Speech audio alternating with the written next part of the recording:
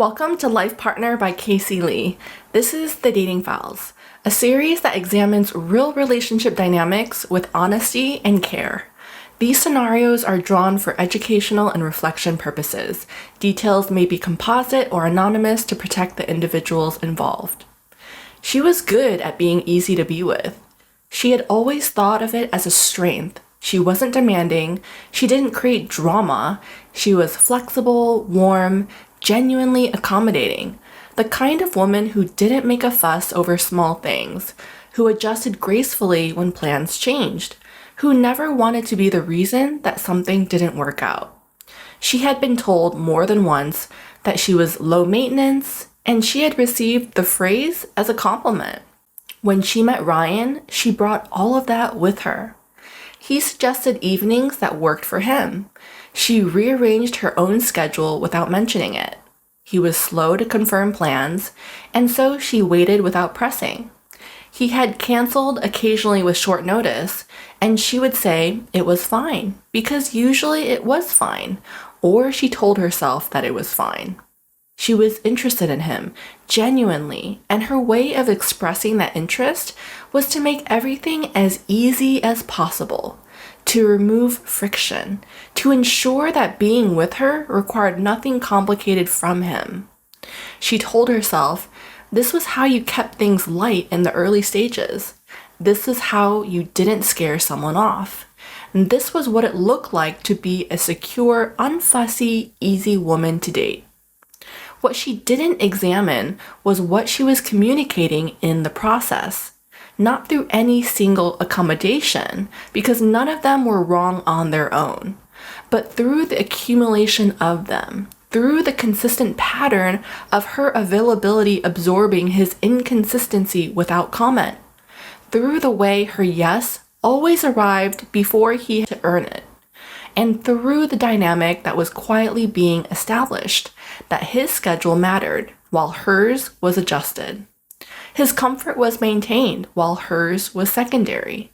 The relationship organized itself around his convenience, not because he had insisted on that, but because she had allowed it so consistently that it had simply become the shape of things. Ryan didn't think of himself as someone who was taking advantage of her. He wasn't in the conscious sense. He was just operating comfortably inside the dynamic that she had set up. The one in which she was always available, always fine, and always easy. And because nothing ever pushed back, he had never had to consider whether he was actually showing up proportionally. About 3 months in, she noticed something different. Not a dramatic moment, just a quiet accumulation of small things that had added up to a feeling that she could no longer ignore. She felt that in this relationship, she was slightly invisible. She was present all the time, but rarely felt seen. She gave consistently, but she received intermittently. She had shaped herself so thoroughly around his ease that she wasn't entirely sure what her own ease looked like anymore. She tried once to ask for something specific. She had a work event on a Friday and asked if they could move their usual evening to Saturday. His response was casual, a maybe, a check-in later in the week, but no real confirmation until the day right before. She felt something that she hadn't expected, irritation. And then immediately after the irritation, some guilt about feeling irritated, because she had always been fine with flexibility. But she couldn't reasonably be upset now that flexibility was being extended in her direction. But that was exactly the point that she had been missing. The flexibility had never been mutual. It had been entirely one-directional, because she had never established anything different. She had been so focused on being easy to be with that she had never let him find out what it looked like to be considerate of her. So she sat with that for a few days. And what she came to was something uncomfortable but clarifying. She had treated her own time, her own preferences, her own presence in the dynamic as less valuable than his. Not once, but consistently, in every small accommodation she had made without any comment. And that quiet devaluation did not go unnoticed by either of them, even if neither of them had named it. What she wanted to examine, not about Ryan, but about herself, was where this had come from. Why being easy had felt like the right strategy. What she had been afraid of would happen if she wasn't so easy. When she sat with that honestly, the answer wasn't complicated.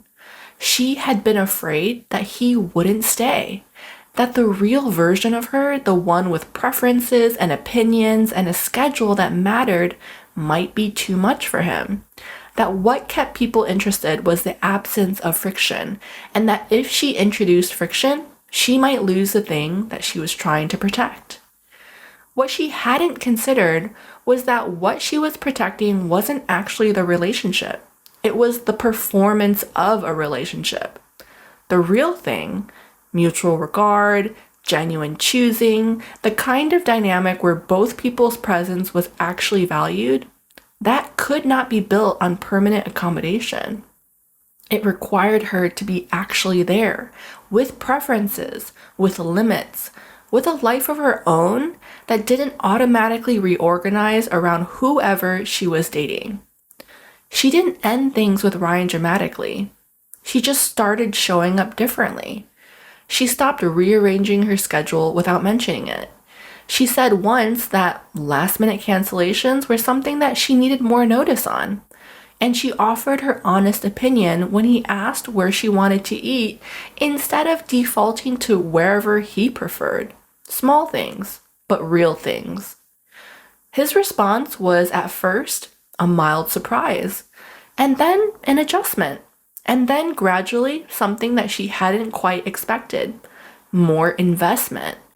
Not because she had manipulated him into anything, but because she had given him something real to show up for, because she had become actually present in the dynamic and not just easy within it.